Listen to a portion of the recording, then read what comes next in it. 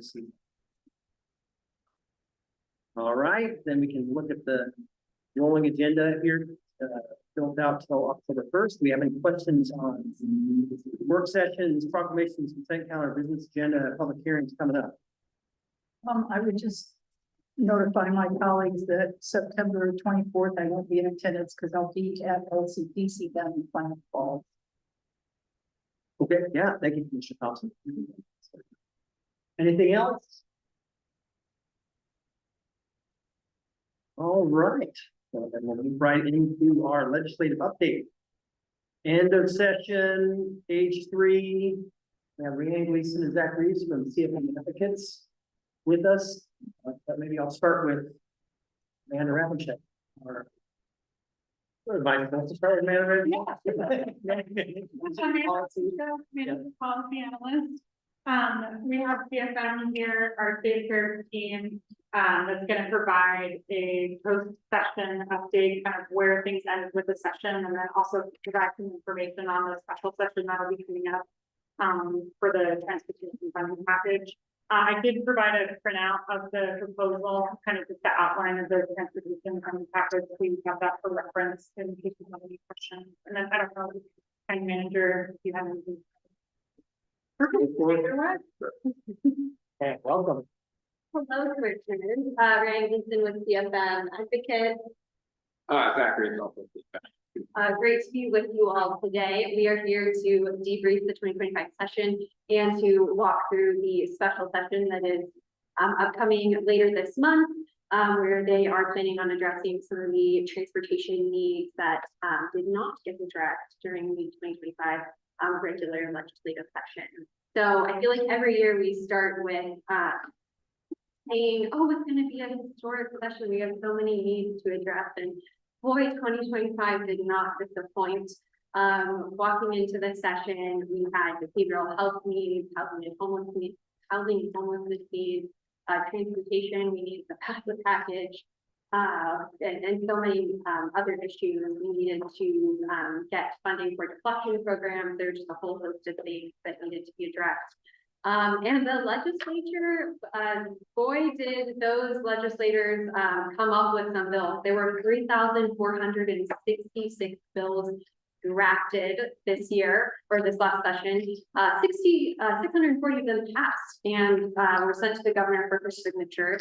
97.3% of those bills were passed with bipartisan support, which was actually pretty exciting. So we see a lot in the news that the legislature is this partisan mess. It's not so bad. I will just a few other kind of fun statistics. Over 1,900 amendments to those bills. So I feel so awful for legislative council for having to draft all of those amendments and bills. Over 100,000 pieces of testimony. Those committee chairs kept us on our toes. Lots of committee meetings taking place on all of these different bills. Lots of public testimony that came with it. Just a very busy session. Getting into some of just the political dynamics, we had very new leadership in the House. We had a brand new speaker, Speaker Julie Fahey out of Lane County. This was her first year after former Representative Dan Rayfield, who moved on to becoming our Attorney General. We also had a new Democratic leader and Representative Ben Bowman. He was his first year as leader. They had a formidable opponent in former gubernatorial candidate, Republican leader Christine Drazen, and that was fun. I'll just remind you, or I'll just jump into the Senate really quickly. Leadership was relatively stable over there. We did have a new Democratic leader, Senator Casey Jama. He was the newest leader, but Rob Wagner, Senate President, had been consistent for the last few years. Before we jump into some of the bills, just wanted to remind you all that the legislature's only constitutional obligation is to pass a balanced budget. The other tasks are optional, but they did walk into the session with the goal of passing the transportation package. They typically do that every 10 years. The last one started in 2015. They failed to pass it in 2015 and came back and were successful in 2017, which is why we're here in 2025 with the goal. They had the goal of passing a package, and unfortunately, we did not finish Moving into some of our county priorities, I'm going to start with House Bill 3545, which was our bill for the addressing the HOA fees paid by county governments. This was a priority for the county, and it quickly became a priority for some of our other county friends. Multnomah specifically, Lane County got engaged as well, and AOC was a very good friend to us throughout this entire process. It's been a long-standing issue for Clatsop and Columbia County, dealing with Fishhawk Lake and the environmental damage and legal suit that took place, and then just the fees that have been paid by the county since the county's taken ownership of these properties through the foreclosure process. Due to a drafting and filing error, the wrong version of the bill unfortunately got filed, which led to a little bit of confusion with some of the some of the opponents of the bill, HOA advocates group that advocates for HOA organizations. But we worked very quickly with the sponsor of the bill, Representative Javi. Thank you, Representative Javi, on getting a lot of the opposition talking points addressed, and we were able to move the bill through with the -4 amendment and to the House floor with a fairly successful vote. It ended up being 48-4. I think some of those no votes were just out of spite and maybe had frustrated, or someone had frustrated some folks. And so really successful vote. Unfortunately, just due to when the bill moved late in session, or later, excuse me, in the chamber deadline, it kind of just got piled in the Senate Housing Committee workload backlog. So we weren't able to have an initial conversation with the Senate Housing Chair, Senator Confam, which unfortunately led to some issues. When we came to the hearing, we had some really good conversations, but former Senator Betsy Johnson joined that hearing and brought some representatives from Fishhawk Lake, which just added to some confusion about the bill, and ultimately led to the bill dying. It was on the work session agenda for the committee, but was at the last minute on the very last day in which bill could move forward. The second chamber was pulled off. There was no getting it back on, despite Zach and I's best efforts of running around, trying to get it added back on the agenda. We are really hopeful. We're working closely with Representative Javity. I know the county is having conversations with Columbia County, with Betsy and AOC and others. We are planning on bringing this bill back in 2026. And I'm really looking forward to getting this bill across the finish line. I was absolutely heartbroken that this bill didn't make it, but we're looking forward to it. And moving on to another one that got most of the way there and didn't quite make it, is the adjustments to the transit lodging tax. You know, we are all acutely aware of the impacts of tourism out in the North Coast and on the coast generally, really.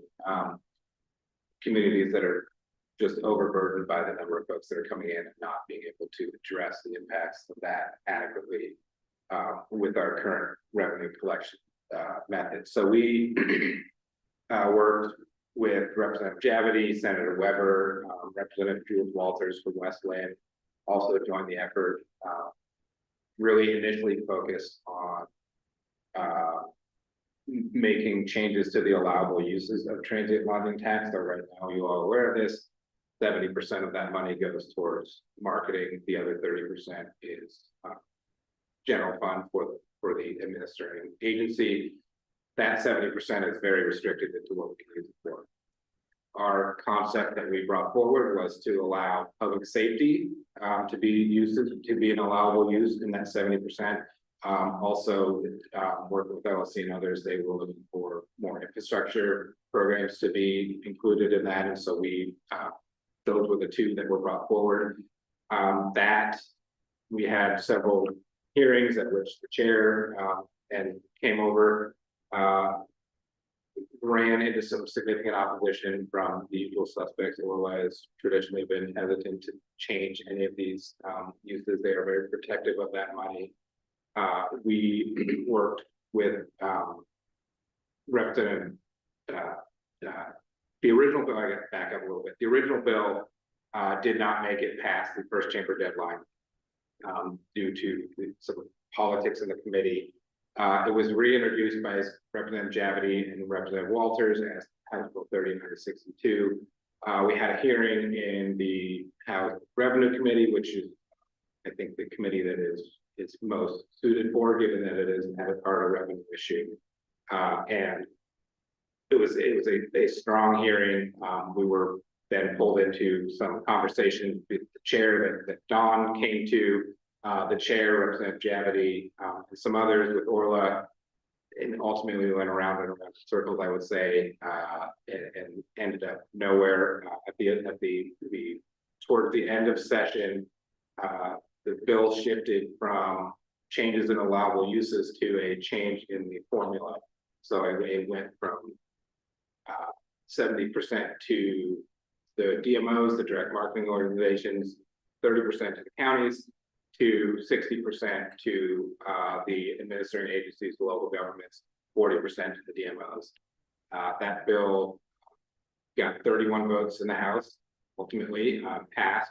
Thank you, Greg. Yeah, it's one of those, it's an issue that doesn't break down along party lines. It's not going to be an our issue. There were Democrats that voted no, there were Republicans that voted no, there were Republicans that voted yes, and Democrats that voted yes. It's one of those interesting issues that is not a ideological thing. It's people have very different reasons for voting yes or no. Ultimately, on the Senate side, despite Don's work, despite the chair's work, the bill was given the committee it was in, it ultimately fell victim to end of session politics, coincidentally enough, around the transportation package. So that did not get out of committee at the end of session. We are hopeful to bring it back in the 2026 session, and Commissioner Thompson, I don't know if you had a Commissioner Thompson, question. I do, yeah, because I was there involved in it, Sure. so I didn't coordinate as much with you, because I was coming from my notes. Good. So Senator Starr's objection, which I thought was interesting, was that we are billing organizations, heads on beds, that doesn't adequately pay for, we call them day trips. You know, the only way to do that is with sales tax or some other, I mean, we can't put up a traffic gate at the county entrances, but do you have some compelling response to that? I mean, it is the best, it's the best and the only mechanism we have to at least capture some of the revenue from folks and the impacts of it. If there were other that were available to county, to cities in the county, I think they'd be using it, but because of the way the structure is set up, that is the only mechanism we have right now to capture some of the revenue from folks who are coming on a transit basis. And it makes sense to me. All I'm saying, I think it was kind of a Hail Mary objection on the part of Orla, because they couldn't think of anything else. We heard it before. I might share, I'm sorry. Go ahead. I was just gonna say, I think when it comes to the impacts of tourism, we just all have to acknowledge that there's not gonna be perfection and alignment between the impacts and who's paying. And so even if these bills pass, the lodging sector is not paying for all of the costs of tourism. Those costs are only going to be recovered fractionally, even with those increases. The cost is so big that the TLT is not going to be paying for all of the costs. And so part of my argument is that it's not completely perfect, but it is the only revenue source with a nexus to tourism. And even with the changes that were discussed, they're only paying for a fraction of the actual impact. Because even when we talk about 2-cent increase for the county, that would basically pay just for a third of the cost of the jail. That doesn't include law enforcement, it doesn't include fire, It doesn't include anything else. So I just want to keep that in perspective, that none of these changes would have paid for the total impact. And the lodging industry isn't paying for it at all. This is someone who is coming and paying for a room. And the lodging industry is actually getting an administrative fee to collect tax and revenue. And pre-2003, all of that money was available for whatever discretionary expenditures that the county want to have. So it is this, it's the direct straight line that we have to collect this and be able to spend it on things of importance like public safety. And so I know that there's a lot of attempts to muddy the waters. We heard it throughout the whole set. But I think we've made a pretty strong case, and I'm glad we're outlining all of the things that we have done in the session, because we really have worked with this to try to find, you know, some flexibility in what the TLT structure and the current formula really is. And now that's why we're going to have a discussion right after this about our next step. Mr. Banks. Something. It's been explained very well to me by just using the simple phrase as pass-through funding. It's not our local taxpayers. It's not our local businesses paying it. It's pass-through funding from the people that are coming to visit us to help fund our infrastructure that are there impact.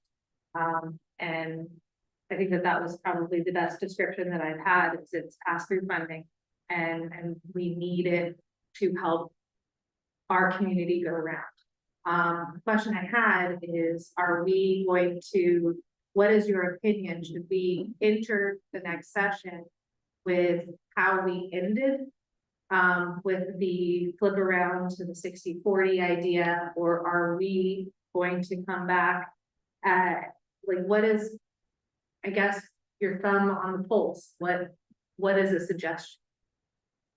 My understanding, and this is all subject to change between now, you know, the 2026 session, is that the bill that ended the previous session, 2025, is the most palatable path forward politically in the legislature.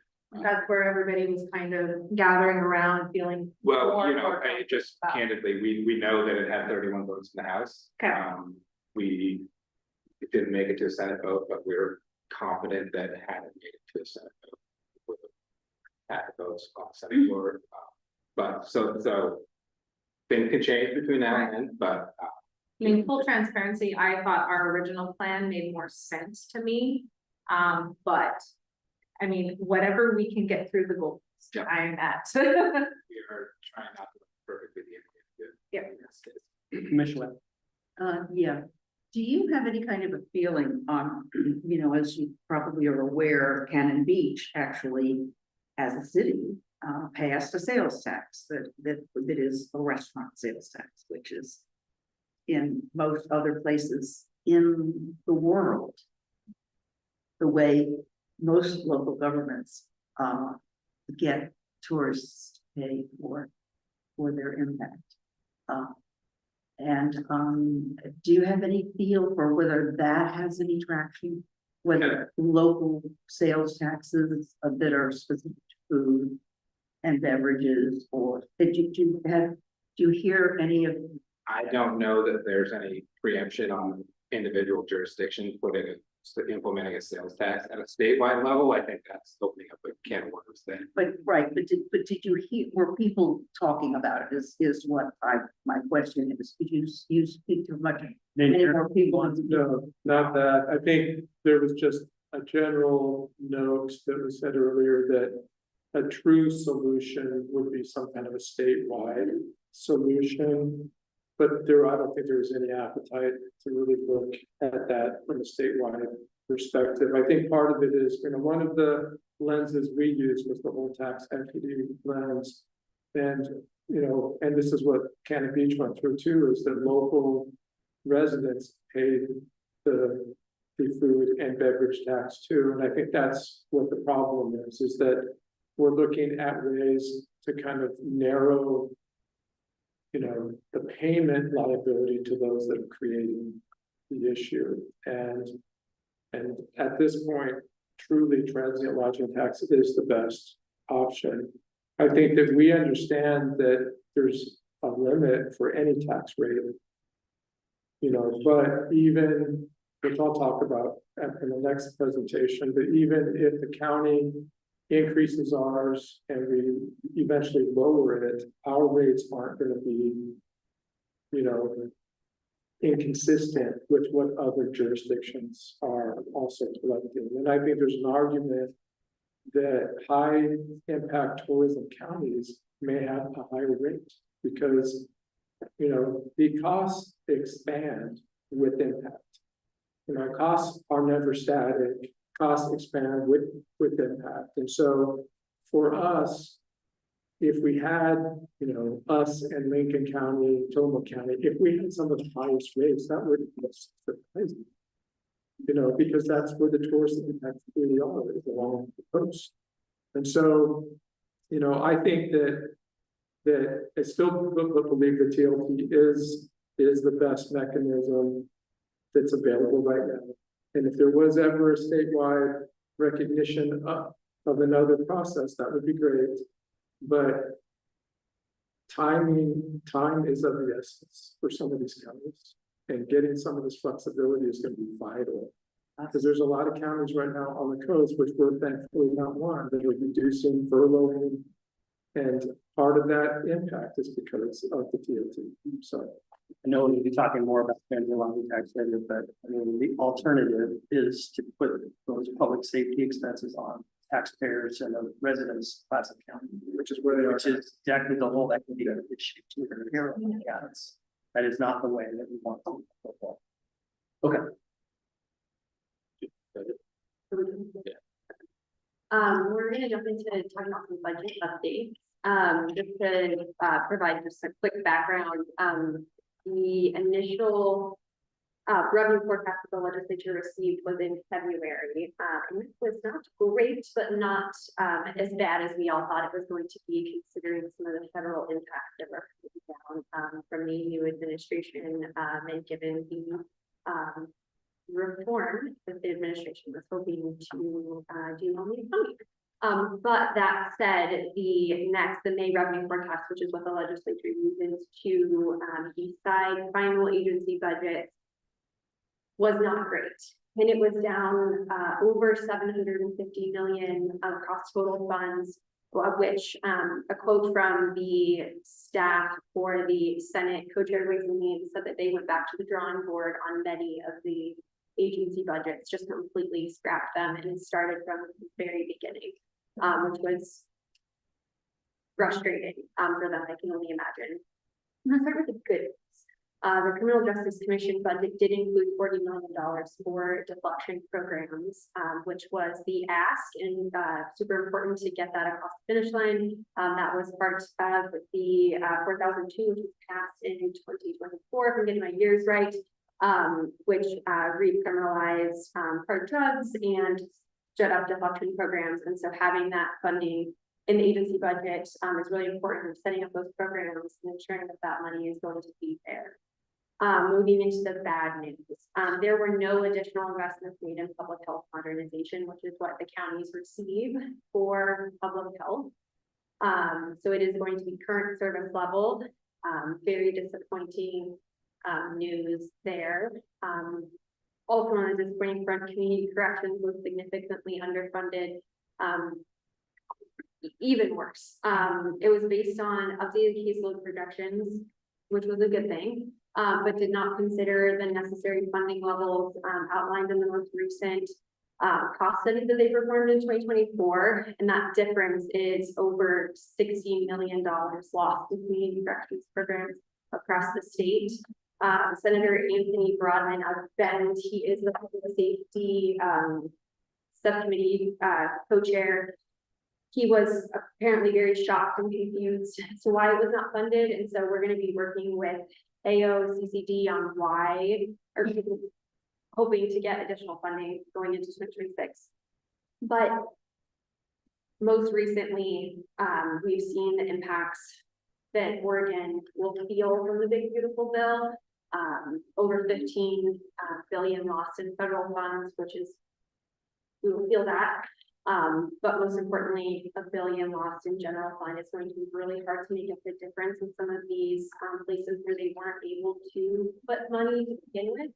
And so we're gonna be working closely with the BCY and coalition of public officials and the OCD to ensure that we get some sort of investment moving forward. Yeah, I think just the big budget piece from the housing and homelessness perspective is the statewide ask of $217 million to essentially keep the lights on in all the existing shelter beds across the state. We know that the current number of beds is not satisfactory to the need, right? I think we're clear with that in communities across the state. The bright side of that conversation is that we have been asking for years to establish this programmatically within state agencies so that we are not going back to the legislature every 2 years to have this item to ask for these one-time funds. That was addressed in House Bill 36. I think it's 3644. I'm saying that. Yep, 3644, which does create the programmatic side of things in OHCS so that moving forward, those sorts of numbers can be included in agency recommended budgets, the government recommended budgets, and it's a smoother process. The negative is it was only funded at 200 It was initially much lower than that. The blowback when the budget was initially released was significant, and so that number was bumped up much closer to that 217 that keeps the lights on. Obviously, it's not what we're looking for, which is an increase, but it's close to the baseline of what is out there right now. So things should stay very similar to what they are, maybe some small cuts, I think. Just from a budget policy standpoint, the only other issue we touch on, if we get to the transportation special session, was House Bill 3518, which was pushed by the county assessors. That would give county assessors slightly increased fees from other jurisdictions to provide additional assessment services. The idea is that kind of a rising tide lifts all boats there. Eric Kanzler, who does the lobbying for the Association of County Assessors, did yeoman's work to go essentially jurisdiction by jurisdiction, educating them on why this is a good idea. Because the cities and the school districts are initially hesitant to anything that's going to reduce their bottom line. But when they learn that the increase in assessors out there providing assessments gives them additional revenue back end, eventually most of them are coming around. So he's been working on that for several years now. I think he made good progress off this session. And there's hope that kind of in the near future, there's additional resources for assessors to provide, the assessments across the board. So I'll stop there. If there's anything about the current section, we can get into kind of the transportation dynamics. And, if there's anything else he wants to cover. Childcare, preschool promise, ERDC, the overall feeling of just not wanting to fund that, given the funding shortfalls, basically. So we have school districts now with preschools, and they're committed to preschool programs, but they're no longer receiving preschool promise funding or a giant reduced amount. So I guess in 2027, is there a light, or are we going to have to be super creative, I guess, is the question. I think, and jump in here, I think there's gonna, especially in light of what we are now learning about the impacts from the cuts, the changes at the federal level, there's gonna have to be some really hard decisions made before 2027. These are impacts that we're gonna see in this biennium. And what the legislature just budgeted 2 months ago it's not obsolete, but it has changed. And so there are going to have to be, if it was a challenging enough budget environment in June, things have not gotten any easier since then. So I'll just add to that. We need the loss in funding, the $1 billion that I mentioned is biennium. so that's 25. So that is the budget they are going to have to fix, so the budget they just passed, there's 2 months ago. So there is no light. There is this. But I don't know if there is no light, and then I'll just add to that, I don't have the numbers in front of me, I should have, I apologize, but I believe, if I'm recalling them correctly, the numbers for 27-29 are $600 million gap, which is just on top of that $1 billion, and that just further exacerbates. I think the light at the end of the tunnel is by the time we get to the 29-31 biennium, the impacts are kind of. So. I mean, joking aside, it's a serious issue that they're gonna have to deal with, sooner than later, whether that, this is all. They're gonna have to deal. And another thing that they're gonna have to deal with is transportation. So I'm sure you're all aware there's a special session coming up over Labor Day weekend, kind of a result of failure to pass the transportation package, the 2025 session. As Ryan mentioned, we've traditionally historically done big transportation packages on about a 10-year cycle. The last one was in 2017. They got about 90% of the way there in the 2015 session, and spent the next 2 years working through collaboratively to get to a place where everybody could feel good about what they were passing, despite there's some hesitance when you're raising taxes always, and pass the package in 2017. So we saw an effort this session to put together a transportation funding package that is mainly centered around gas tax increases, there's registration increases as well. One of the things we as local governments look out for, transportation funding, gas tax funding, has historically been divided into a 50-30-20. Free pot of money, you're all well aware of this. 50% of every dollar raised goes to the state, 30% goes to counties, and 20% goes to cities. That is, it's that with home rule are kind of the two things that local governments look out for at the state level. Right? We are always aware of preemptions, and in the funding realms, we're always aware of existing splits to fund. So we work through session to make sure that 50-30-20 is included in this in these packages. House Bill 2025, which was the vehicle that was used through the vast majority of session, included a 50-30-20 split to these pretty significant gas tax revenues or increases that were included in that. That bill had a contentious path through the entire legislature. I think there were complaints by folks on the outside that it was not a collective. Some of the minority stakeholders were not included as much as they had been in past sessions. Excuse me. Yeah. The minority stake of the cities. More the I think the Democrats are in charge of the legislature, and the Republicans were not in the room for a lot of these conversations. And so this was a package that the Republicans did not feel like they were included in the process as they have traditionally been for these conversations. And so they were very vocal about the lack of transparency in the process that this bill followed. Because of that and some issues with language around tolling and sensitivities to tolling in Clackamas County, the bill, it became clear that the bill did not have the votes to pass at the end of session. So Ryan is going to talk about their proposed way to get around it. I feel like House Bill 2025 was so much more traumatic, and you just like shrunk it down. Yeah. Great job.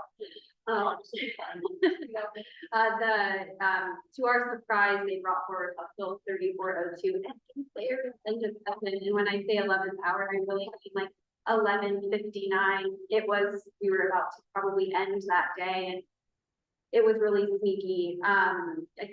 a lot of the local government lobbyists got wind of this bill that they were planning on moving through, and, we all rushed to Salem because I think many of us thought we were done and that they were just gonna close up shop, myself included. And so we all rushed down there to be present, and, they put out a bill that cut cities and counties out of the 50-30-20, so the 30-20 distribution, which was incredibly disappointing and led to one of the most frustrating afternoons I think I've had in the Oregon State Capitol. That was staff ones. And so that afternoon, we were waiting for this hearing to take place as the House Democrats were caucusing in the hearing room next door. The Capitol is under construction, their normal caucus room is not available. So they were just hanging out in this hearing room, talking about this bill. And the governor himself was there and testified on this bill once the Democrats had come out and they were ready to have a committee. And there were probably 100 lobbyists just waiting for this meeting to start. It started, everyone testified, everyone was opposed except for SEIU, who testified in support, and one other individual, I believe, and the governor. And they moved this bill on a party line vote to the floor. Turns out they did not have the votes in their own caucus. To pass this bill, they needed 36. They did not have 36. And it died that night in the legislature adjourned at 11:14 p.m. Many of us were still there waiting, just in case. But unfortunately, that scarred many of the local government lobbyists and just have led us to not trust what is coming out of, or what we were hearing was going to come out of this special session package. And so it's a trust but verify is what we're going through right now. We do have the proposal. You have it before you. You should have the legislative language. We've shared that with you all. And so we could see language changes to that between now and the 29th when we start the special session. And so we're back up, we're going to be keeping a close eye on that to ensure that they don't kick cities and counties out of the distribution. But right now it's kind of a waiting game until we see some new language. I think there's an acknowledgement across the board that we need to do something. There are positions and out here in Clatsop County we're acutely aware of some of the potential impacts if they don't increase funding and ODOT is not able to keep some of these maintenance stations open. So that there is an awareness of that cuts will happen if something action is taken. So the governor, the timeline is a little bit flexible, but the impacts will be there. People will go into the winter. You know, we are kind of disproportionately impacted out here on the coast by some of the cuts in the region. One of them about if action is taken. If I could just point out, it wasn't only lobbyists in the room. Yeah.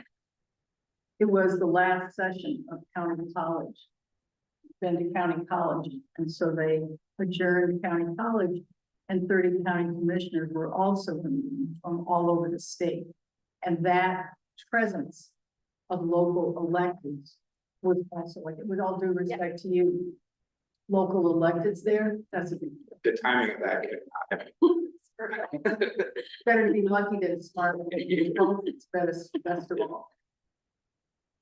But it certainly was a breach of trust, and I think that was gonna be a big hurdle for them to overcome. I think just, you know, as a constituent, but also as an elected official, trust is actually something that I've been reflecting on a lot, because when they are talking about folks needing to pay more money at the pump, more money to permit, more money, just more money. And we look around in our highway systems where we live in our rural community, that I'm currently trying to teach my 15-year-old to drive like she is living in Dukes of Hazzard on Highway 30, because that's where we're at. Every bump and lump and ditch and hole is ever present. And these patches, they don't last long. And you guys, as you're driving through town, you drive Highway 30, which is basically our downtown, and you see patch strips that just aren't holding up. And so when I have, as a constituent, somebody asking me to pay them more money, I wanna know, what am I gonna get out of it? And I found it absolutely fascinating that our infamous bump is now just now being repaired-ish. It's never going to be repaired, it is a slight area. It's going to need more repairs throughout its future. But it fascinated me on the timing because that thing has been ignored the entire tourist season. And now we're, at school starts. And we lost people over the edge. Fortunately, they weren't actually, lost physically. They were okay. But I mean, can you imagine just launching yourself off the side of the highway because you hit a bump? I mean, so I guess trust is a big deal.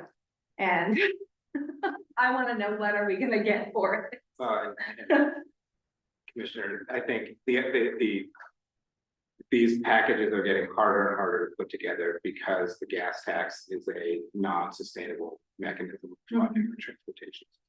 As fuel vehicles get more and more efficient and the shift to EVs, which are both non-fuel users and heavier than your average car, are it becomes in previous iterations of this, we've seen it more or less a gas tax increase. And these things, so when you say, what are we getting for it? You're getting less and less for your gas tax increases than you have previously because of the changes in our transportation methods. So it becomes a more and more complicated picture. Any other comments? Ms. Webb? Well, I'm a relative newcomer to Oregon. I've only been here about 35 years. And in my lifetime, that's not even settled. But it astounds me when I hear the discussions going on, especially in my 5 corridor, about payment methods for users of the highways. The new bridge in Portland. It just looks like it's maybe truly stuck. But this issue there in most of the East Coast and Midwestern cities that have urban areas that are large, as most of them are, the use of tolls is everywhere. I mean, is this like the gas? Is this like the sales tax issue? I mean, are people who are born in Oregon just don't have genes that allow for sales tax? Is there another gene that doesn't allow for? It's such an efficient way to collect money for highways. It's just unbelievable, and it is directly related to use. Do you see that? Just never ever is there just no? Yeah. To get collecting the bridge toll. Yeah. I don't see that happening for a very long time, Commissioner, just given what we saw this session, and we don't need to necessarily get into it, but there was an issue related to tolling that led to a very large political moment with her feelings, is how I'll describe it. And I don't know that those relationships will repair anytime soon. I hope that they will, but tolling was at the heart of that. And before that, we had issues with tolling a couple years ago with a big political kerfuffle. And so I know you don't want to touch this one. I will say change is hard. And so that inertia is strong but if we ever get to the point where there is a new bridge built across the Columbia on I-5, that bridge will be tolled to pay for it. And so maybe that's the entry point into tolling for Oregon. Long way down.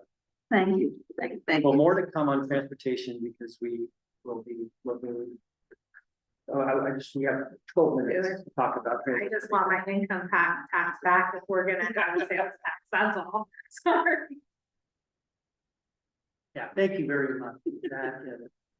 Rhiannon, I appreciate the update very much. Appreciate all of that. Thank you. And thank you for racing back to Salem at the Yes. 11th hour. Goodness. And thank you, Amanda.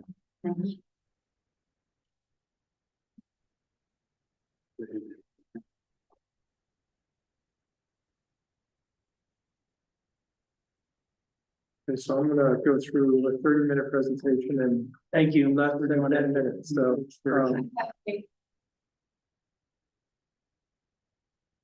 So I just want to go over a little bit about what we've been working on over the last really couple of years, just to make sure we all have kind of the same starting point in our understanding.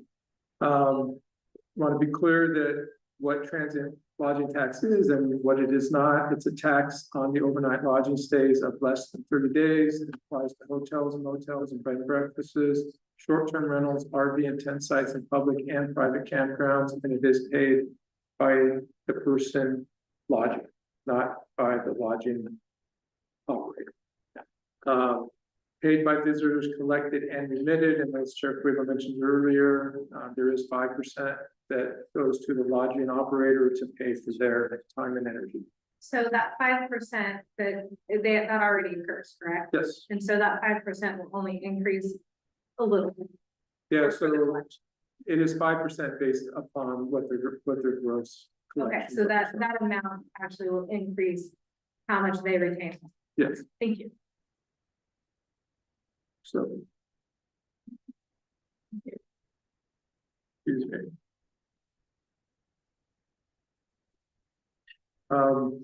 So then, a little bit about the evolution, which I think we all know. Before July 1st, it was all discretionary. After July 1st, 70% to tourism promotion and tourism facilities, and 30% that's discretionary. So that was a big change, obviously.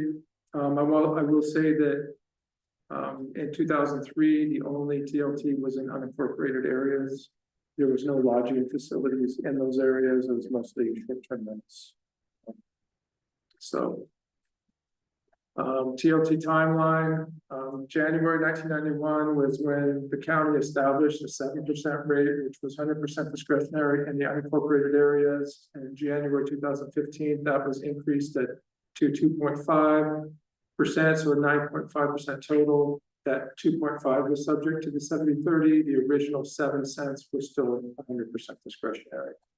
And then in 2019, the board established a 1% countywide rate. This was the first time that there was a countywide rate. It was the first time that any lodging facilities were paid for a portion of the impacts through the 30% that is discretionary. I think that's important because prior to 2019, none of the lodging facilities were helping to pay for the impacts of tourism. And I have shared that with all of them. And then below is what the current city rates are. So Astoria is 11%, Warrenton 12%, and then Gearhart is the lowest with 7%, but they also have fewer facilities. Just a little bit about the general fund. It was interesting when I was in the small work group. Orla is very concerned about those jurisdictions that the TLT is a really high percentage of their discretionary revenues. There are some cities where it is more than 50% of their discretionary revenues. For Clatsop County, it's only 6%. That's low for a tourism county, and obviously 6% of our general fund is not going to pay for the public safety impacts when the public safety portions of our budget are more than 50% of our discretionary expenditures. So that's part of the challenge. We also look at what are the per capita impacts of tourism on our county. This looks at overnight visitor stay share. So it takes the average annual overnight visitor days, divide that by 365, and then divide that by the resident population. These are actually coming from the state's tourism data. This is not something that Clatsop County generates. But as you can tell, Clatsop County has been in the top 2 of the impacted counties for several years. Lincoln County is at 27% average, Clatsop County 24%, Tillman 22%, Anchor 22%. there's a big drop off after those 4 coastal counties, Jefferson County 15, Willard County 15. So it's pretty obvious that the 4 most impacted per capita counties are on the Oregon coast. Tourism does boost our economy, that's for certain. But what's also for certain is it strains our law enforcement services and our rural fire agencies. Rural fire, as you know, has no access to the transit lodging tax. These are special districts that are not a recipient of transit lodging tax. The county certainly has an interest in sharing some of those revenues with them if we get some of that flexibility. Because if you're driving around Highway 30, 101, or 26, and you have an accident, it's an all volunteer force that's coming out to respond. 1/3 of all of our bookings, arrests, and tickets are from outside of the county. So part of what we've been looking at is through the lens of tax equity, geographic equity, and the fact that we have to maintain service levels. We are a county of over 120,000 residents much of the year. And we have a tax base that supports 40,000. That's the problem. That's the struggle. CFM went through kind of what the 2 different legislative approaches were during the last session. I won't go into them. We preferred HB 3556, which was to change the definition, but what was more palatable to all the parties was what was represented in 3962A. And I think in my recent conversations with Orla, they are resigned that there's going to be some kind of a change, and I think that they would prefer still 3962 in some variation. I'm not saying they would support 60/40, but maybe 50/50 or something else. And we don't have a verification on what they would support. That was alternative 1, was to go through the legislative process, because in 2003 they restricted it. We were hoping that in 2025 they would provide more flexibility. But we had a plan B. The plan B, your board put into motion months ago when we went with the first reading of an ordinance to increase the countywide TLT from 1 cent to 3 cents. Again, only 1 cent is collected countywide. Just 1 penny. We get 30% of 1 cent. So we had gone with the first reading. It would have generated what we need, at least initially, to help our law enforcement system, and it was within our local control to actually do. So that is really what we have focused on. What this shows is that if the county did increase the countywide by 2 cents, we would be at the average would be 12.5 with all the cities and the unincorporated area. Benton County is at 12, Lincoln County 12, Norman County 12, Chesapeake County 12. What that just shows you is that we wouldn't be out of kind of a minimum. But what we were sensitive to, and I think this shows what our commitment really is that we wrote in the ordinance that although there was a maximum rate, that if the state law gets modified, that your board could then consider lowering the rate based upon whatever flexibility came from the legislature. And in my conversations with Orla, that's one point that I continually hone in on, is that if we get the flexibility, which I think they are more resigned to, that there will be some flexibility, that will come back to the board based on whatever that flexibility is and make an adjustment to the rate, which I think assures them that we're not going to get the flexibility on the legislative side and still go with the maximum rate.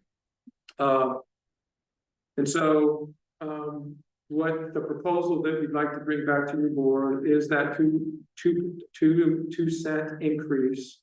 It'll follow the same 70/30. We want to focus really on the impacts of law enforcement for those discretionary pieces.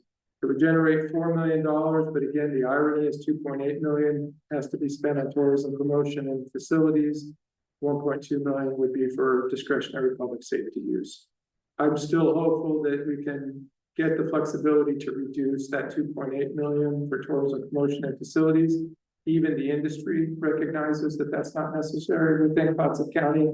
And so if they give us more flexibility, the rate will go down and the amount of discretionary will increase. So this is a $1.2 million goal. And if we did increase this from 1 cent to 3 cents, the portion of our general fund that would be driven by TLT would increase from 6% roughly to 9%. It's still very low compared to other jurisdictions. And the reality is, as we all know, right now, what's paying for these tourism impacts is property taxes and timber revenue. And we know timber revenue is going to go down in future years. So now is the time for us to fix and address this issue. And it's really critical that we do that. Sorry. So there's a few other changes really quickly. We're going to combine 2 chapters of the code into one. We're going to clarify that this is to be used for the impacts on public safety. We define transit lodging intermediary a little bit differently, which are the short-term rental companies, and then we add language to allow for this flexible rate. So if the board approves this, the ordinance would go into effect 30 days after adoption, but the new rate would not go into effect until January 1st to give us time to communicate with the lodging companies. And the revenue would actually begin coming into the county beginning April, because that would be the end of public order. I'm just, we value tourism. I keep saying that it's important. It's part of our economy. We value it. But we need to really prioritize equitable and sustainable funding for our law enforcement. We're going to continue to push the legislative fix, but be ready, obviously, now to move forward with the ordinance change. So I know I did all That of was that really good. in, Rapid- 10 minutes, A but rapid fire refresher. So I think real important. Where we've been, and I think also with the presentation that we have from CFM too, so just to highlight all of the stuff. just timing wise, we're going to work through the board's schedules, but we really need to have the full board here as we walk through this. And so we'll be working with your schedules to do the first and the second reading of the ordinance, just to make sure that we have the board participation. And hopefully we can do it very soon. Commissioner Banks. It's $1.2 million enough. It is for now. I just wanted to make sure. It is. Yeah, anything else? Oh, I just want to say thank you. Oh, this was an incredible read through. And it's certainly, this is a very complicated issue. I mean, all of the tax issues that we deal with, it's very complicated. And it's been really wonderful. Yeah. For those of us who weren't here in 2003, it's a great package. Thank you. Yeah, and this will be available for everyone. So we can read through it very safe, self-explanatory. Yeah. I agree, Commissioner. All right, we'll move over for the regular meeting.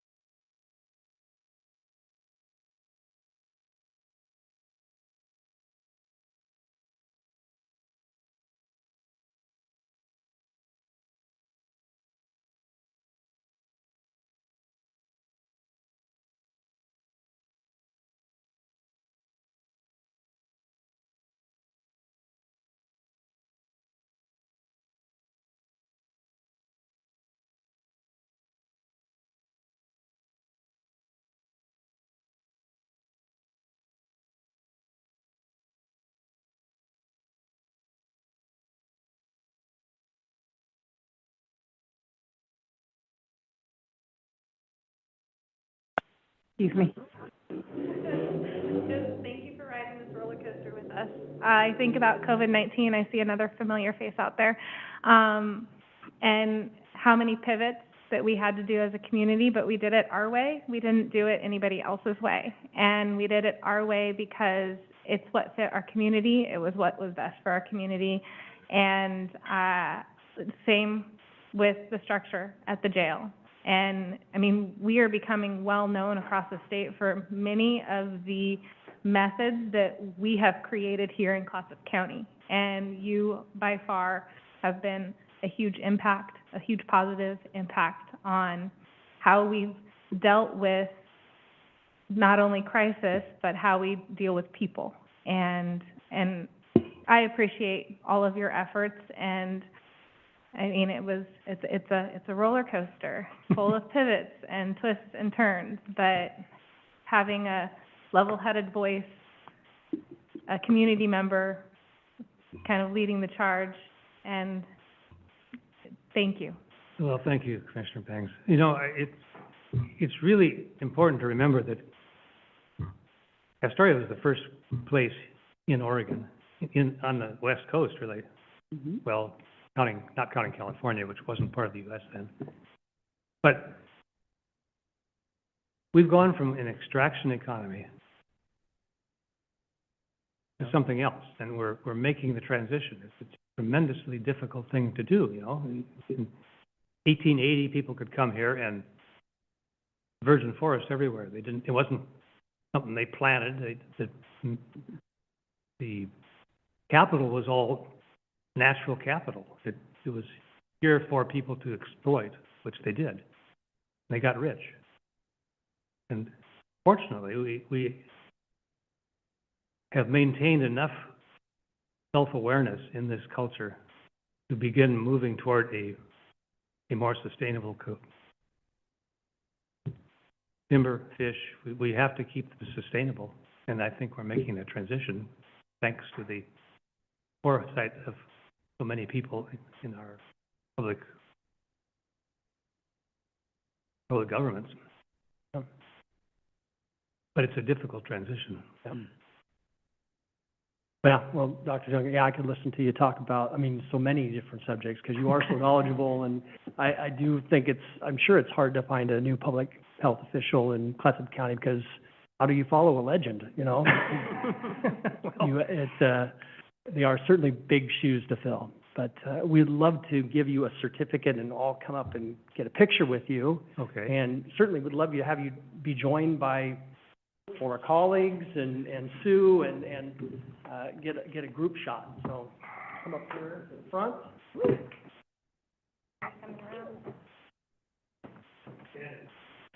Yeah, stand in front of us.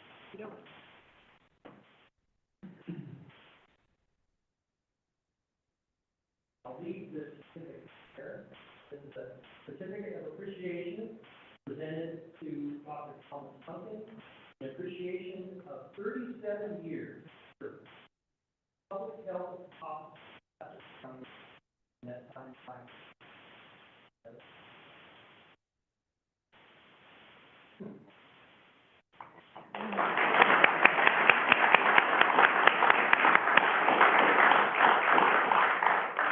Okay, got it. Yeah, let's get a picture with like Marco. We'd love to have you up here and take a picture. You got it. Come on. You guys look so good in the football. Squeeze in a little bit. Wait, one more coming. There we go. Yeah. All right.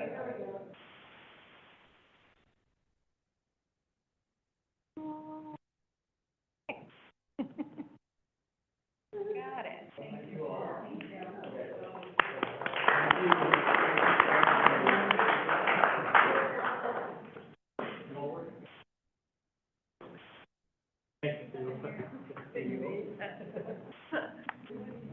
More than I got.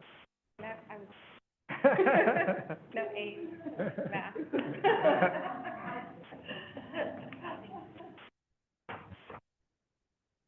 Goodness. Well, that was great. Yeah. Yes.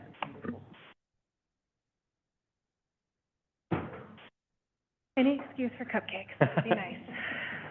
And you're welcome to stay if you'd like. We're gonna move into the rest of the meeting. You can also exit this time if you'd like to.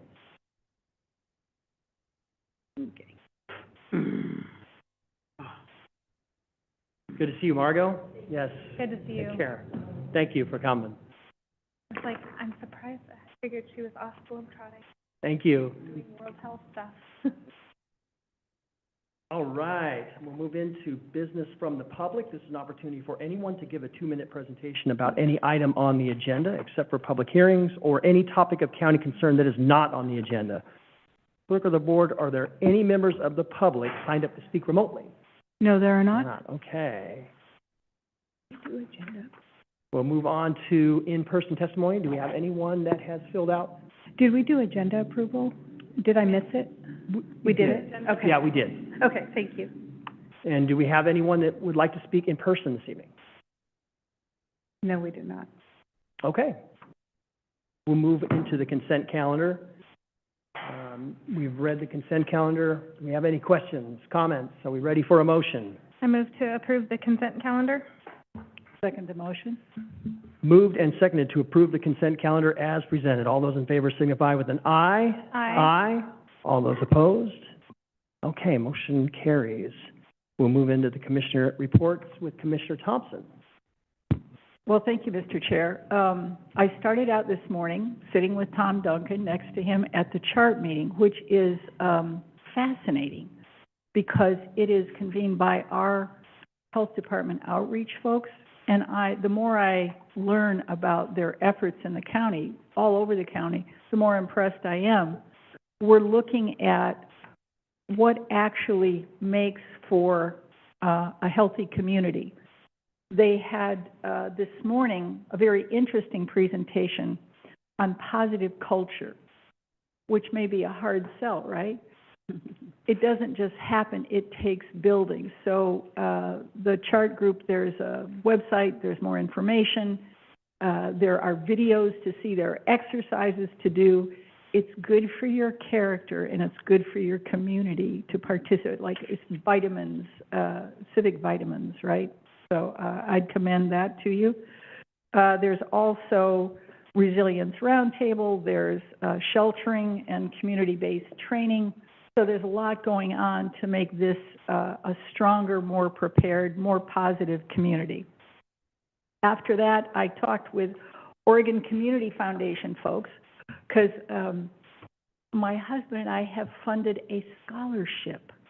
Because if you're old and you have to take a required minimum distribution, it's possible to accumulate capital for a scholarship without tax consequences. And the Oregon Community Foundation will help you administer that.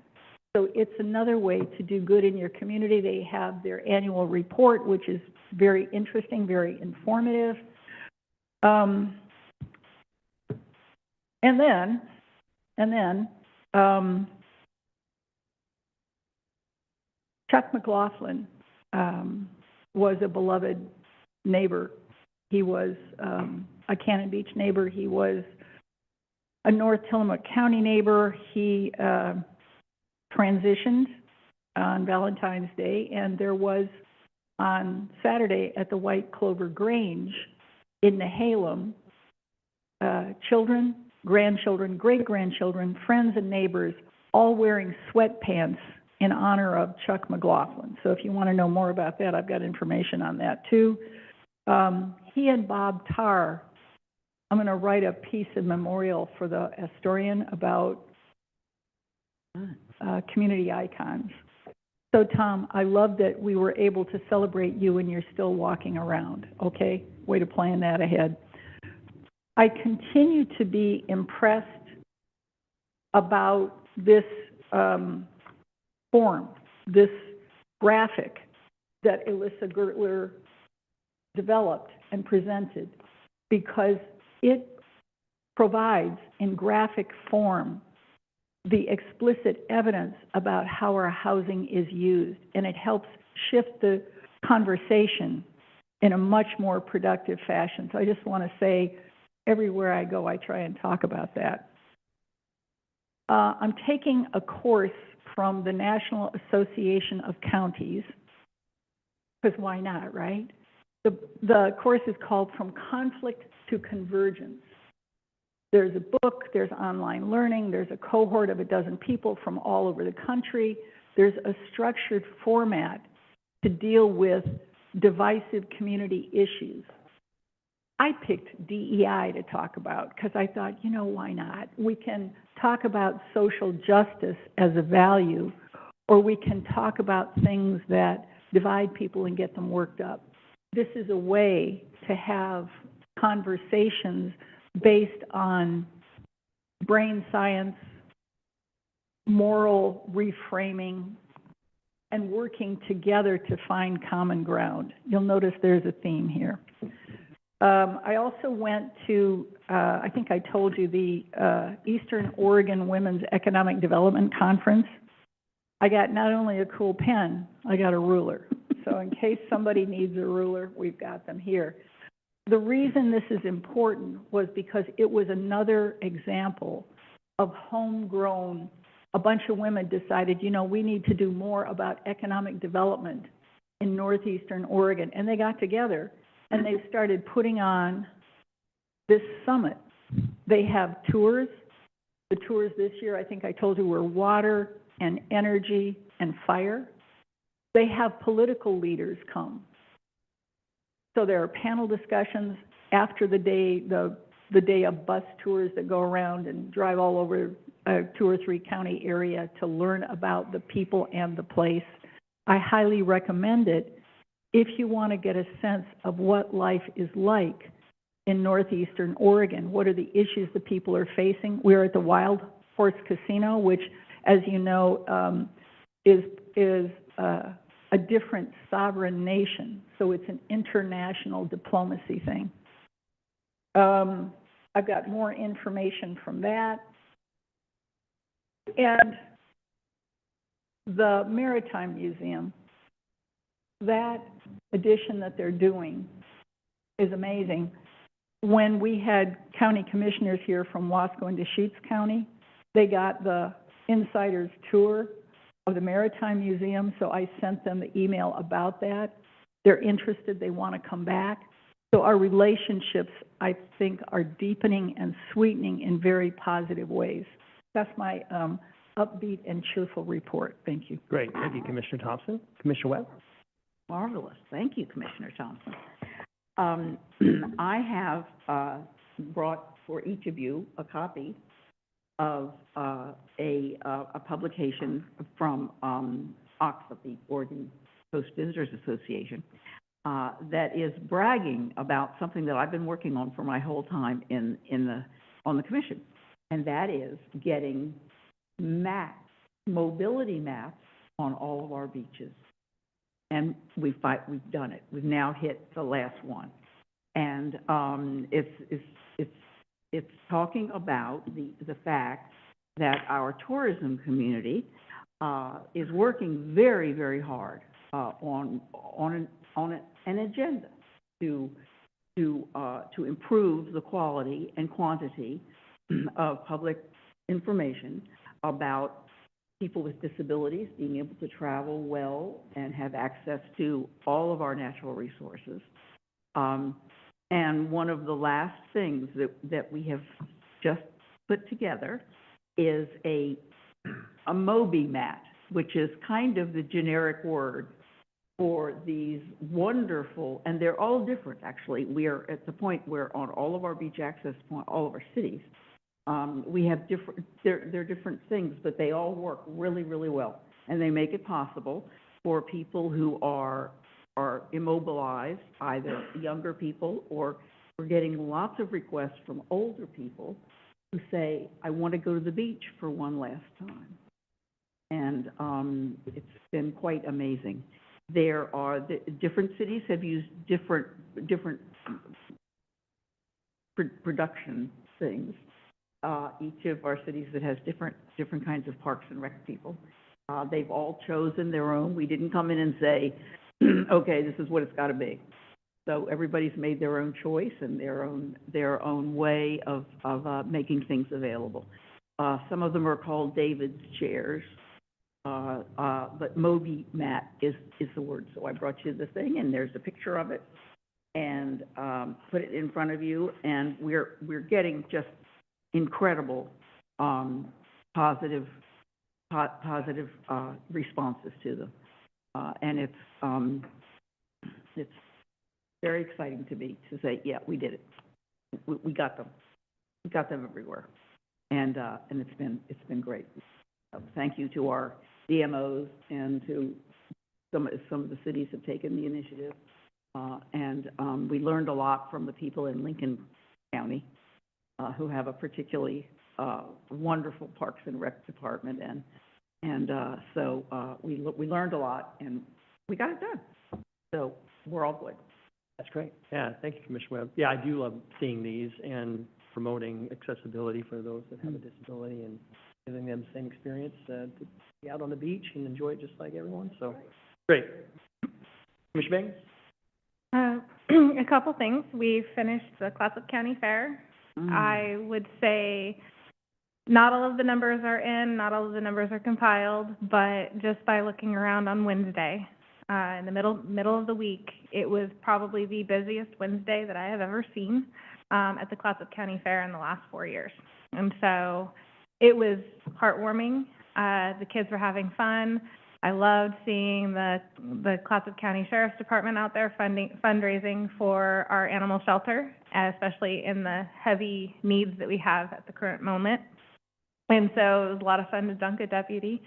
I need to work on my aim. I paid the money so I could run up there anyway and put him in the water. Bless his heart, he's one of our newer deputies, and he was a little sunburnt at that time, but he kept going back for more. And so it was just a wonderful experience. Some numbers that we do have is we had more vendors this year than over the last 4 years, and those vendors had more income, probably about 10% more income. So that can tell me, just without looking at gate numbers, that we have had an improvement, and things hopefully will be even better next year when we have the return of our carnival. And so, as some may not know, our fair is going to be 1 week earlier next year in order to have been able to contract with a carnival. And so that's a big deal in the 4-H and FFA world, just because of breeding cycles of the animals. And so moving our breeding programs, it's like moving a machine. And you can't do it just in 1 year, because that's just not how, making little animal babies works. So we pivoted, and I was so grateful that our auction committee was willing to pivot, and so was our fair board. And so they pivoted to incorporate the ability to have the return of a carnival. Other than that, that's some amazing good news. Northwest Senior and Disability Services, we had our in-person meeting. I was nominated to serve as chair this next year, so that'll be fun. We had some conversations just regarding the impacts of federal funding on our most vulnerable populations, and how do we best advocate for them to minimize their impact. And so I had made a few requests, and other commissioners made a few requests of how can we assist in advocating for them, so that we can minimize the impact to our most vulnerable. And so the staff with Northwest and Senior Disability Services was on board, and they were excited to try to explore whatever avenues that we can in order to help out our populations. Moving on to the Clatsop Child Care Retention and Expansion Grant Program, we will have our in-person meeting here next week. I can't without looking at my calendar. But I received a very wonderful email from Eva reminding us of where we came from and where we are at now, Eva Manderson. So she reminded us of our goal, which was to retain and expand licensed childcare options so that there are fewer than 3 children per licensed slot of childcare in all age groups. So basically, our goal was to be greater than 33% of children have access to licensed childcare slots. by passing 33%, and I know that that seems like such a low number, but by surpassing that 33% threshold, that takes us out of the childcare desert. And that goal shows up on our MOU, and it also shows up for our grantees when they're looking at potentially donating funding for us. And to circle around to, this started in 2021 with a very small group of like-minded individuals wanting to make actionable change in our childcare, and we have. We got our child care desert information back, and we are at 50%. So we have greatly surpassed 33%, and we are at 50% for our preschool-aged students. I pray that we can keep that with the shortcomings in preschool promise and ERDC that we're going to be facing at the state level. Bless all of our businesses who have contributed. I know we contributed a solid amount of ARPA dollars to this whole hope, prayer, and a dream. And it is being carried forward by our businesses now. And we started in 2020 sorry, my phone and my eyes, I need glasses on my face right now. We started in 2020 at 28% for preschool, and we are now at 50%. We started at 7% in our 0 to 2-year-olds having access, and we are now at 17%. So our focus is scholarships and 0 to 2. And so the entities that we've helped lift up as a group and as a community, the businesses included, we continue to maintain that lift, hopefully, fingers crossed. But then our focus is also narrowing in on the 0 to 2. So I'm excited with the 5th round of our grant now coming to a conclusion, and those monies, the decision, I'm not allowed to participate in any selection of who receives those grants because of a potential conflict of interest. But I am able to advocate for the kids and advocate for care providers in general. And so I'm excited to see what our next year brings us. And I'm hoping we can kick that 0 to 2 percentage up, because I know that there's a number of doctors, teachers, and anybody else who works in this beautiful community, they need childcare. I don't want any other women having to quit their jobs, or men to quit their jobs because they can't afford childcare or they can't find care. And so, anyhow, just exciting, happy news. Thank you. No, that's great news about the childcare, and please pass along our Yeah. appreciation. Congratulations to the rest of the task force. I know Yes. that this has been, and to your leadership on the task force as well. Thank you. Well, and I kind of miss you. You're not. No, I'm not there anymore, but no, I mean, I could see the momentum that was Yeah. happening when I was participating, and it's great to see. Well, we have we have superintendents involved. We have, I almost said Northwest Senior, just ESD involved. We have child care providers involved, and a wonderful grant writer and she's a grant writer involved also. And it's just a group of people wanting to improve things. And it's just, I love proof in the pudding. Yeah. It's wonderful. No, that's a great group, and fantastic news.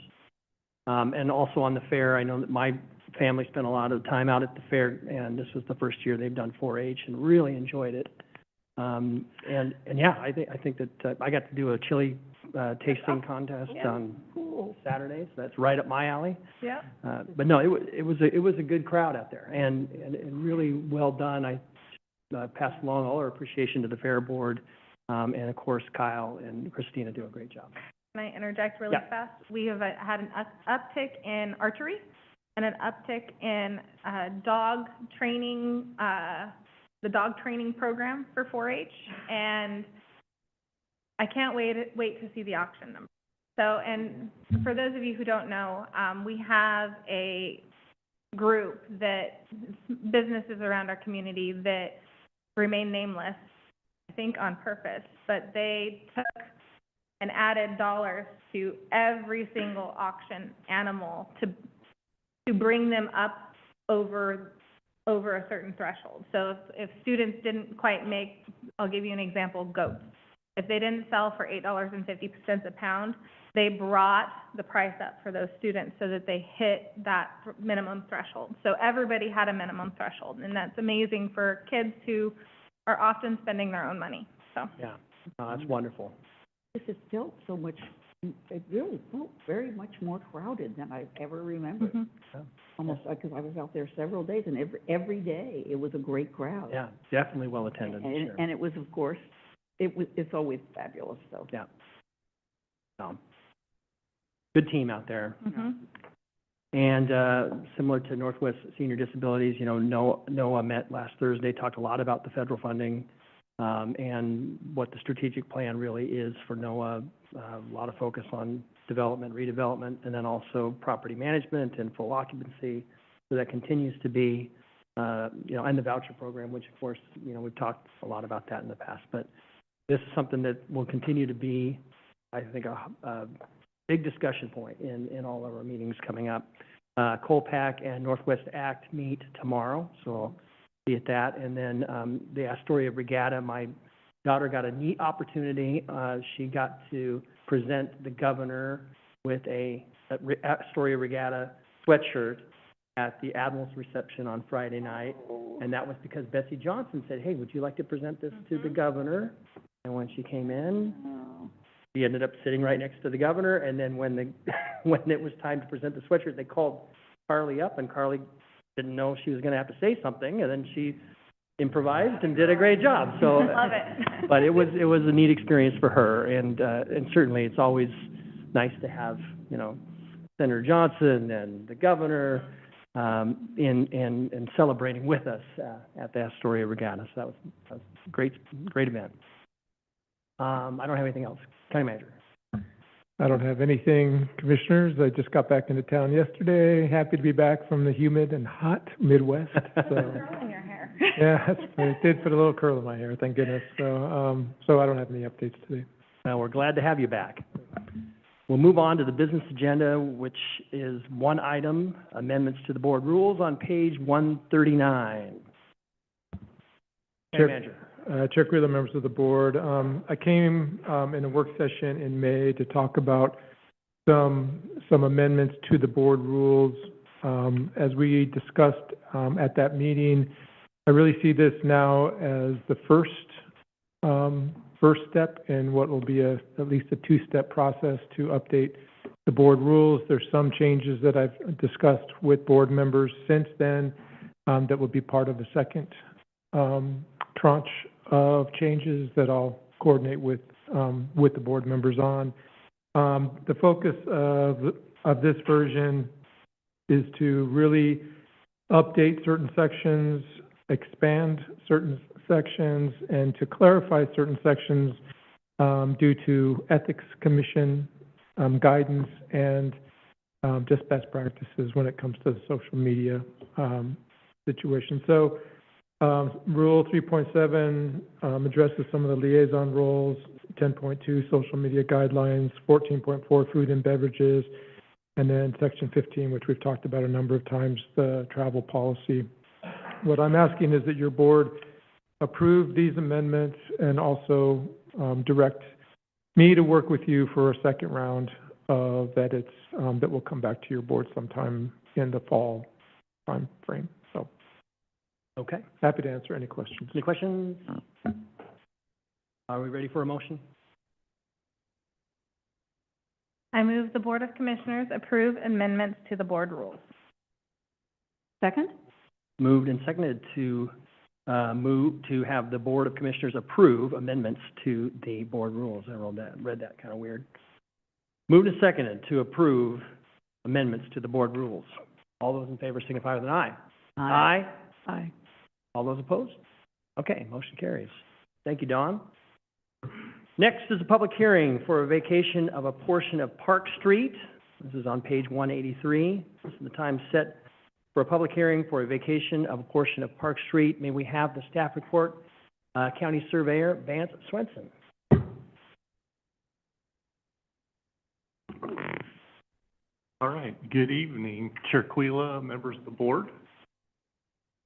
My name is Vance Swenson, the county surveyor. I'm presenting an agenda item summary for vacation of a portion of Park Street. It's an unbuilt, small stretch of road south of, what's the name of it all of a sudden? Shingle Mill Lane. And it extends to Arch Cape Creek. So on March 26th, you all, as Board of Commissioners, accepted a petition and ordered a roadmaster's report. And then on May 28th, the county engineer presented the roadmaster's report to the Board of Commissioners, then set a public hearing date, and it ended up being updated today, August 13th. We notified the budding property owners and advertised in the paper, posted public notice in the neighborhood there. So the portion of Park Street we're talking about extends. It's just one of these mapped rights of way that started, I believe the plat was created back in the 1920s. And as typical, the ones you've seen that I presented, it went into, they platted these nice grids of streets in areas that some of them could be built and some of them dove off of into a ravine or something. So this appears to be one of those. We received one email with a request that it be included as public testimony. You'll see that email in the report. County engineer prepared a letter, which is also in there kind of with the reply. And I believe if you look at the beginning of that email string, you kind of see it appears to answer most of the concerns. But it's always good to have public input. So this public hearing is the final step in this road vacation process.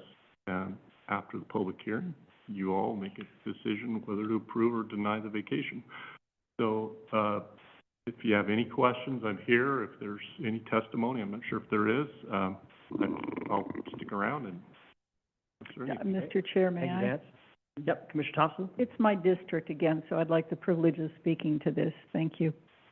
I want to appreciate Linda Eierman for her devotion to land use in her neighborhood because, by golly, she is a fervent protector of that for these many years. I appreciated the point that she raised. When I look at this map and I look at my recollection of this area, it's just a hop, skip, and a jump down the street to the bridge on 3rd Avenue, right? Do you remember that? Because 3rd Avenue is the escape route. That was the point that Linda raised in her letter. We need escape routes. But 3rd Avenue is the only place where there's a bridge across the creek and a trail to get you up the hill. That's my recollection. Is that accurate, sir?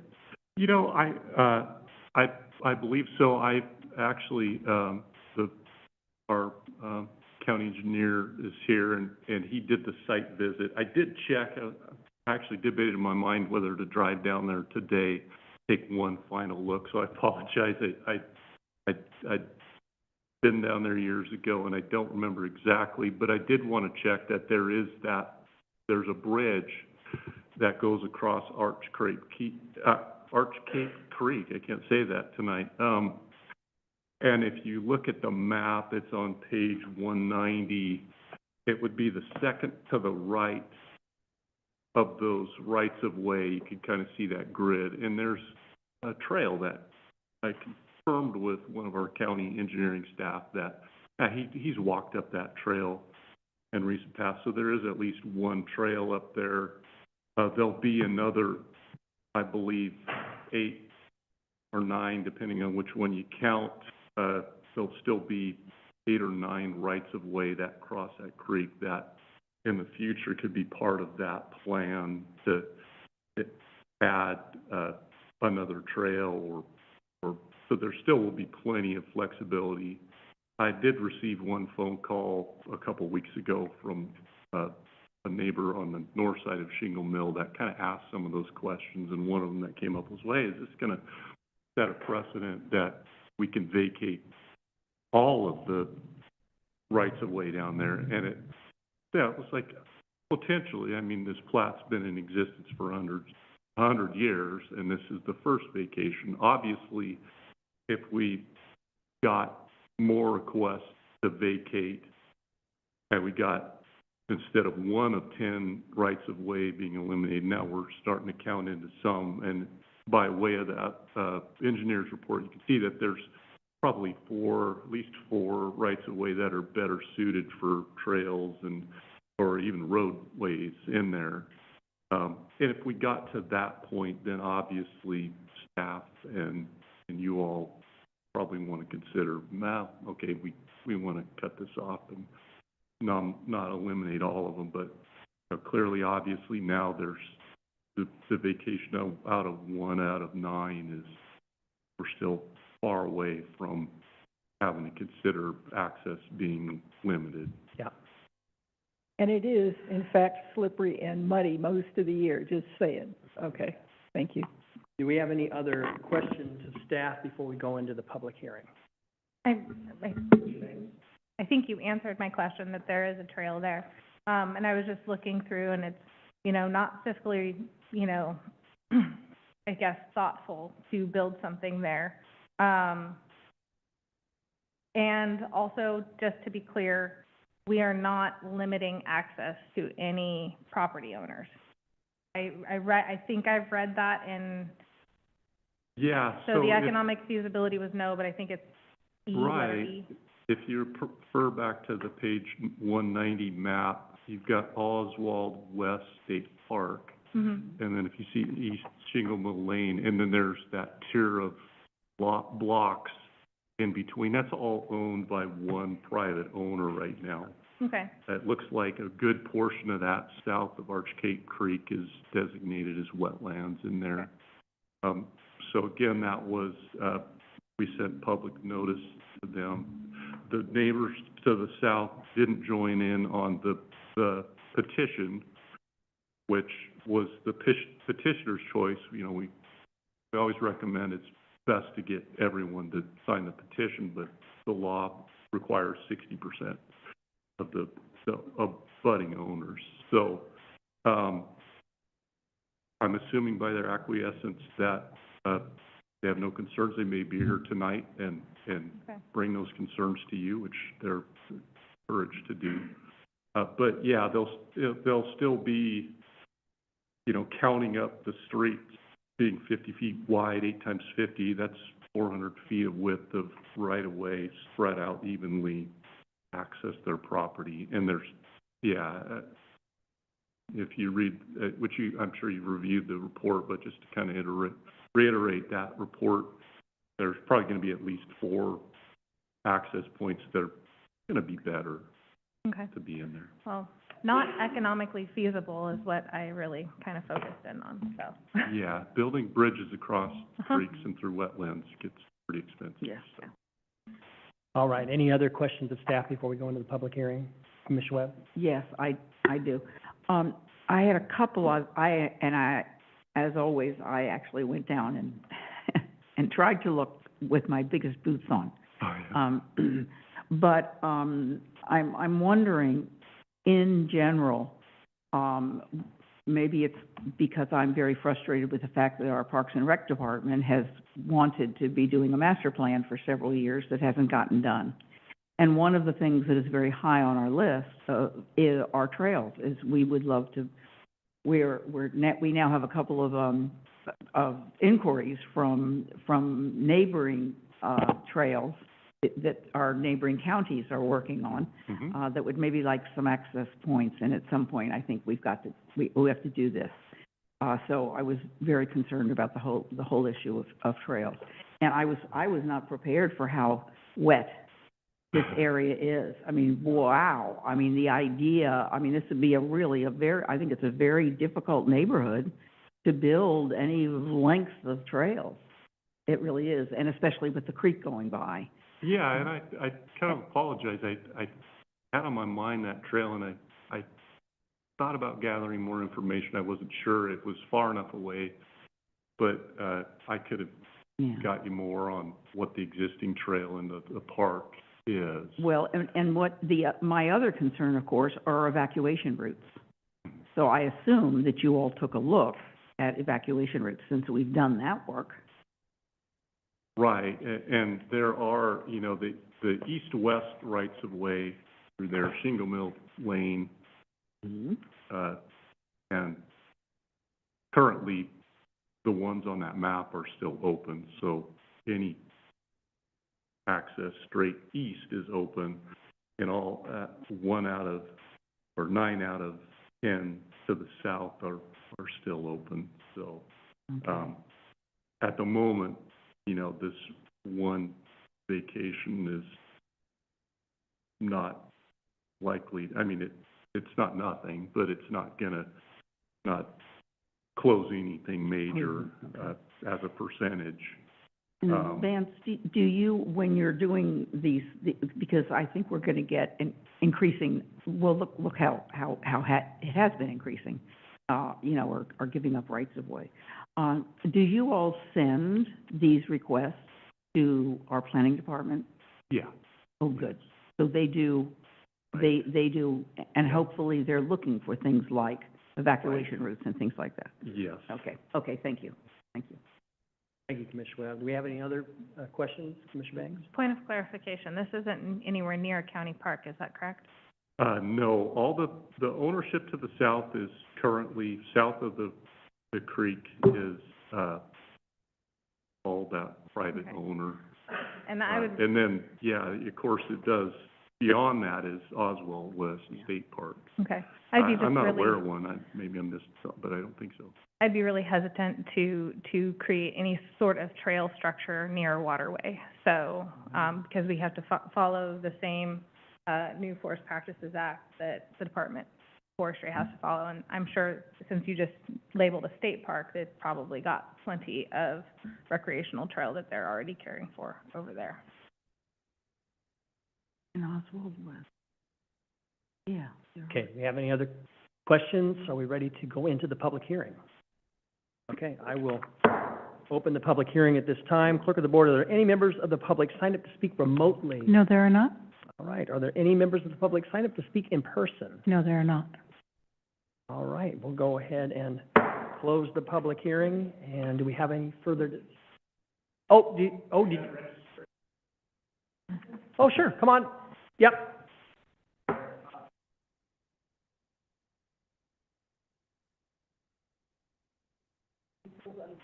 Yep, just, we'll get your card there later, and, you'll have 2 minutes. Just So state my your name is name and address for the record. My name is Tim Schiller. I'm the property owner to the east of this, property. We've owned this property for 57 years. I've played in that creek since I was 5 years old. We own actually, Thank you, I'm sorry. we own not only the lot to the immediately to the west, but we have a home on the second lot that would be, I guess, Anvil, if Anvil went through.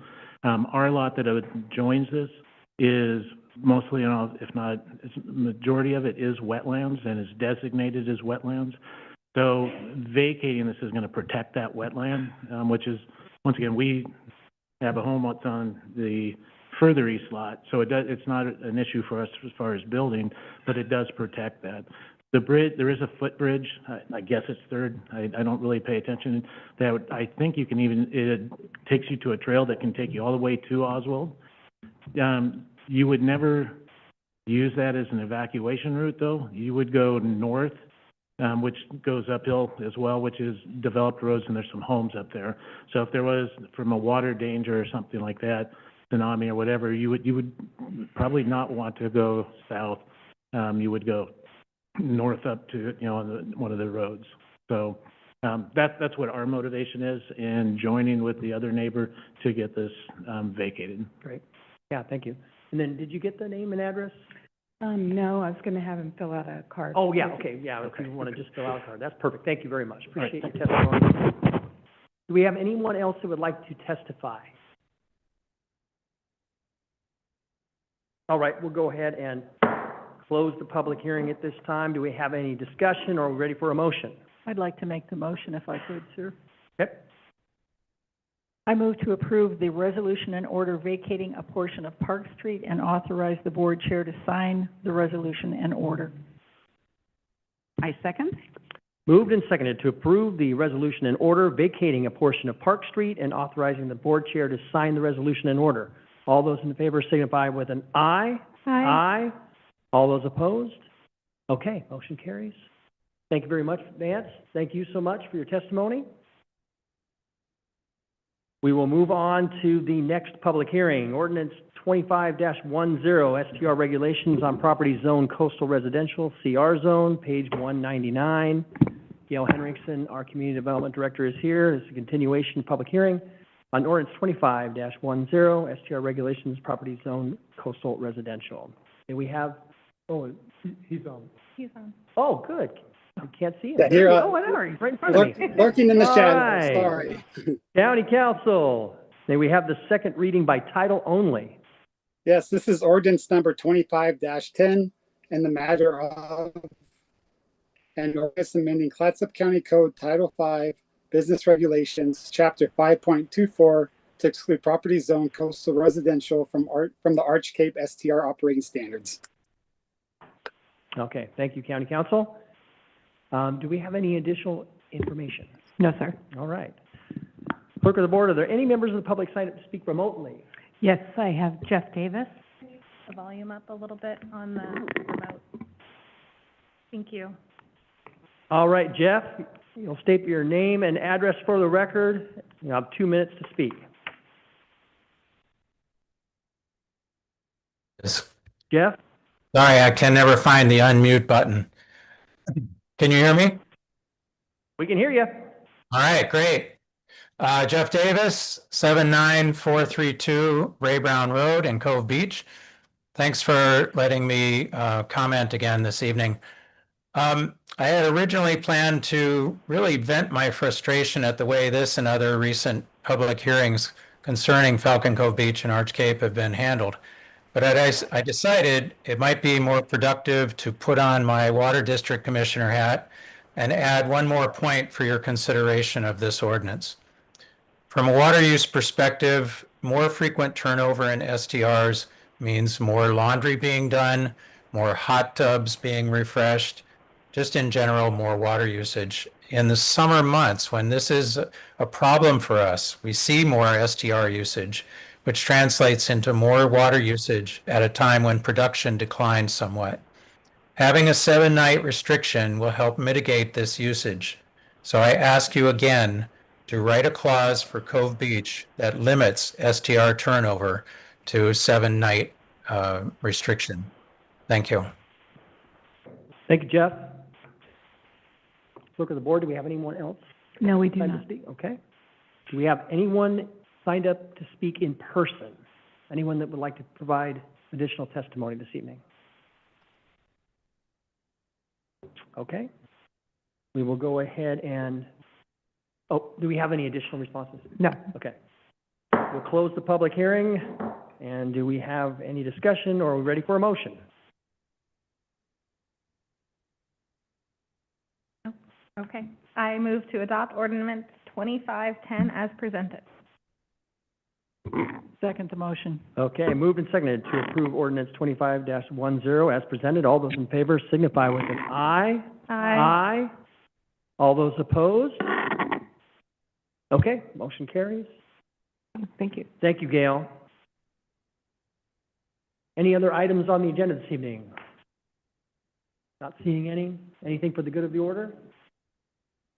All right.